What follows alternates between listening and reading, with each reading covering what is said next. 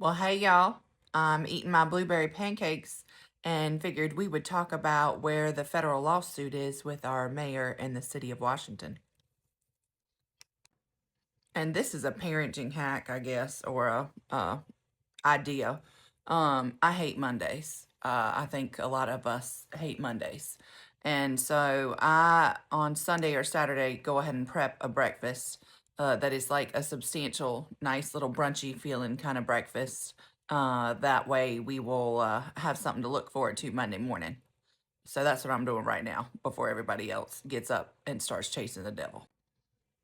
And also, I don't want you to think I'm out here being Susie Homemaker. This was a factor meal. It was a blueberry pancake factor meal. I just classed it up by putting it on a plate for myself and ordering it.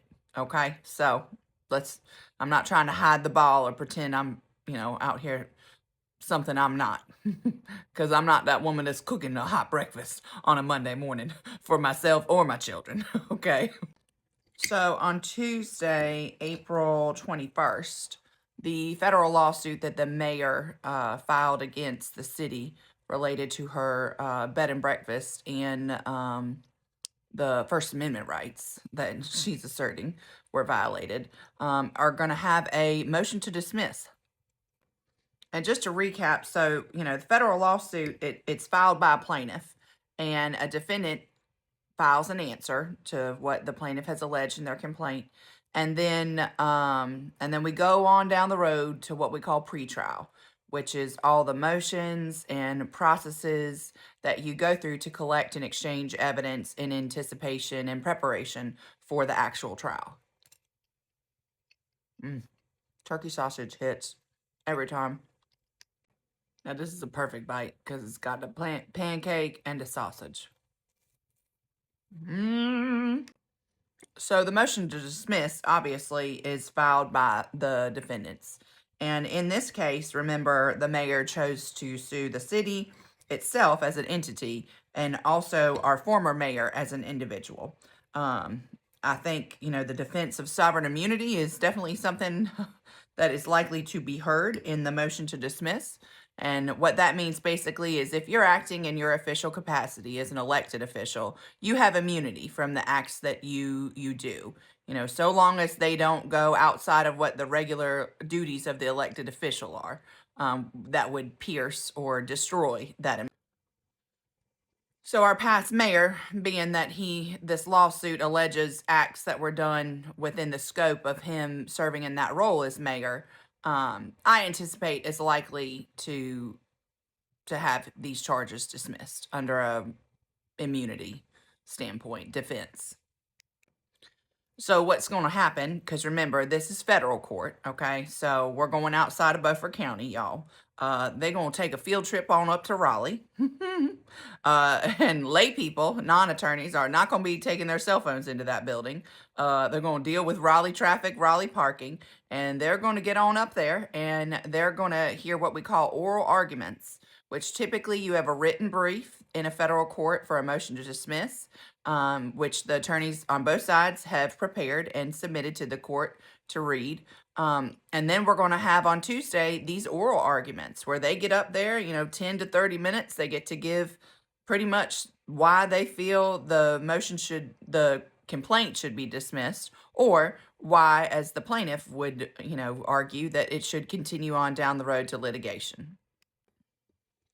Now listen, I'm going to tell you, this is kind of bougie to take time for yourself to have a nice breakfast on a Monday, but it really does kind of help, bring the weather on your week in terms of, how you're going to view it. I love brunch, so me having a little brunch moment by myself down here this morning before it gets on and popping is something that motivates me to have a good day.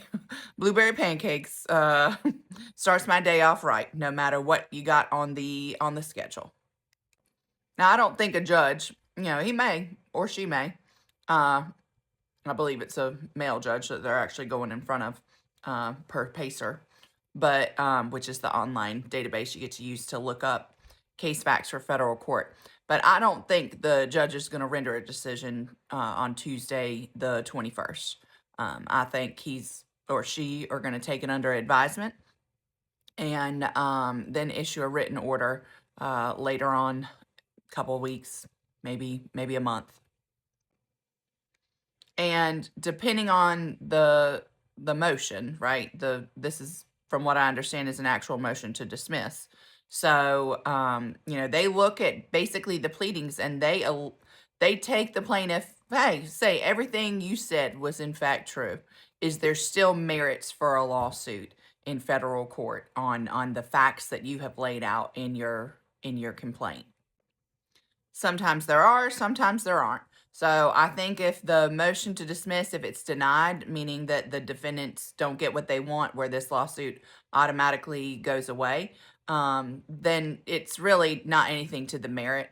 It's just, they're going to have to keep going on through the pretrial discovery phase where we start doing interrogatories, we start having depositions. Interrogatories are a bunch of questions that you send back and forth to each other, and basically ask for stipulations or different fact finding opportunities.